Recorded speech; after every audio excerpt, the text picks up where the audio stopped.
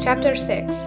How Riches Come to You. When I say that you do not have to drive sharp bargains, I do not mean that you do not have to drive any bargains at all, or that you are above the necessity for having any dealings with your fellow man. I mean that you will not need to deal with them unfairly. You do not have to get something for nothing, but can give to every man more than you take from him. You cannot give every man more in cash market value than you take from him, but you can give him more in use value than the cash value of the thing you take from him. The paper, ink, and other material in this book may not be worth the money you pay for it, but if the ideas suggested in it bring you thousands of dollars, you have not been wronged by those who sold it to you. They have given you a great use value for a small cash value. Let us suppose that I own a picture by one of the greatest artists, which, in any civilized community, is worth thousands of dollars. I take it to Baffin Bay, and by salesmanship induce an Eskimo to give a bundle of furs worth $500 for it. I have really wronged him, for he has no use for the picture. It has no use value to him. It will not add to his life. But suppose I give him a gun worth $50 for his furs. Then he has made a good bargain. He has use for the gun. It will get him many more furs and much food. It will add to his life in every day. It will make him rich. When you rise from the competitive to the creative plane, you can scan your business transactions very strictly, and if you are selling any man anything which does not add more to his life than the thing he gives you in exchange, you can afford to stop it. You do not have to beat anybody in business, and if you are in a business which does beat people, get out of it at once. Give every man more in use value than you take from him in cash value. Then you are adding to the life of the world by every business transaction.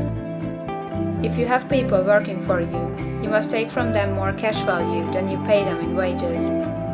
But you can so organize your business that it will be filled with the principle of advancement, and so that each employee who wishes to do so may advance a little every day. You can make your business do for your employees what this book is doing for you. You can so conduct your business that it will be a sort of ladder, by which every employee who will take the trouble may climb to riches himself, and given the opportunity, if he will not do so, it is not your fault. And finally, because you are to cause the creation of your riches from formless substance which permeates all your environment, it does not follow that they are to take shape from the atmosphere and come into being before your eyes.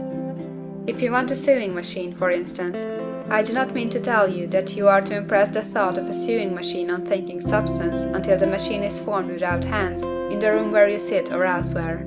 But if you want a sewing machine, hold the mental image of it with the most positive certainty that it is being made, or is on its way to you. After once forming the thought, have the most absolute and unquestioning faith that the sewing machine is coming. Never think of it or speak of it in any other way than as being sure to arrive. Claim it as already yours. It will be brought to you by the power of the Supreme Intelligence acting upon the minds of men. If you live in Maine, it may be that a man will be brought from Texas or Japan to engage in some transaction which will result in your getting what you want. If so, the whole matter will be as much to that man's advantage as it is to yours. Do not forget for a moment that the thinking substance is through all, in all, communicating with all, and can influence all. The desire of thinking substance for fuller life and better living has caused the creation of all the sewing machines already made, and it can cause the creation of millions more, and will, whenever man set it in motion by desire and faith, and by acting in a certain way. You can certainly have a sewing machine in your house, and it is just as certain that you can have any other thing or things which you want, and which you will use for the advancement of your own life and the lives of others. You need not hesitate about asking largely. It is your Father's pleasure to give you the kingdom, said Jesus. Original substance wants to live all that is possible in you, and wants you to have all that you can or will use for the living of the most abundant life. If you fix upon your consciousness the fact that the desire you feel for the possession of riches is one with the desire of omnipotence for more complete expression, your faith becomes invincible. Once I saw a little boy sitting at a piano and vainly trying to bring harmony out of the keys, and I saw that he was grieved and provoked by his inability to play real music. I asked him the cause of this vexation, and he answered, I can feel the music in me, but I can't make my hands go right.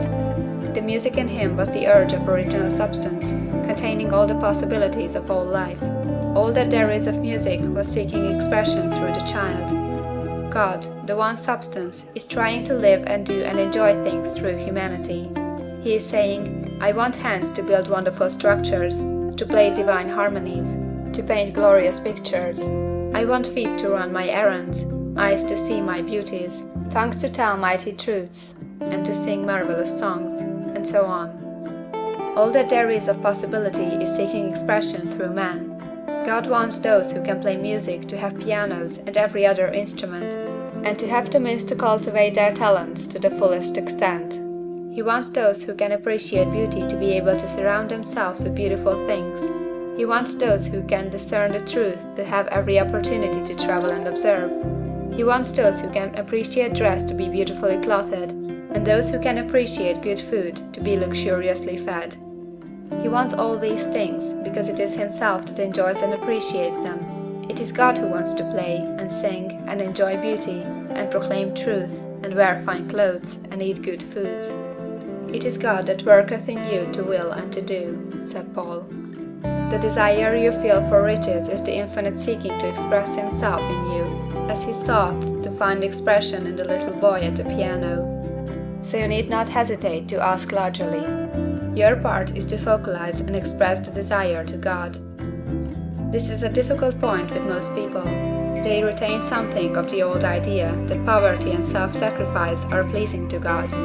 They look upon poverty as a part of the plan, a necessity of nature. They have the idea that God has finished his work and made all that he can make, and that the majority of men must stay poor, because there is not enough to go around. They hold so much to this erroneous thought that they feel ashamed to ask for wealth. They try not to want more than a very modest competence, just enough to make them fairly comfortable. I recall now a case of one student who was told that he must get in mind a clear picture of the things he desired, so that the creative thought of them might be impressed on formless substance. He was a very poor man, living in a rented house and having only what he earned from day to day, and he could not grasp the fact that all wealth was his. So, after thinking the matter over, he decided that he might reasonably ask for a new rug on the floor of his best room and an anthracite coal stove to heat the house during the cold winter. Following the instructions given in this book, he obtained these things in a few months, and then it dawned upon him that he had not asked enough. He went through the house in which he lived and planned all the improvements he would like to make in it. He mentally added a bay window here, a room there, until it was complete in his mind as his ideal home, and then he planned its furnishings. Holding the whole picture in his mind, he began living in the certain way, and moving toward what he wanted, and he owns the house now, and is rebuilding it after the form of his mental image, and now, with still larger faith, he is going on to get greater things. It has been unto him according to his faith, and it is so with you and with all of us.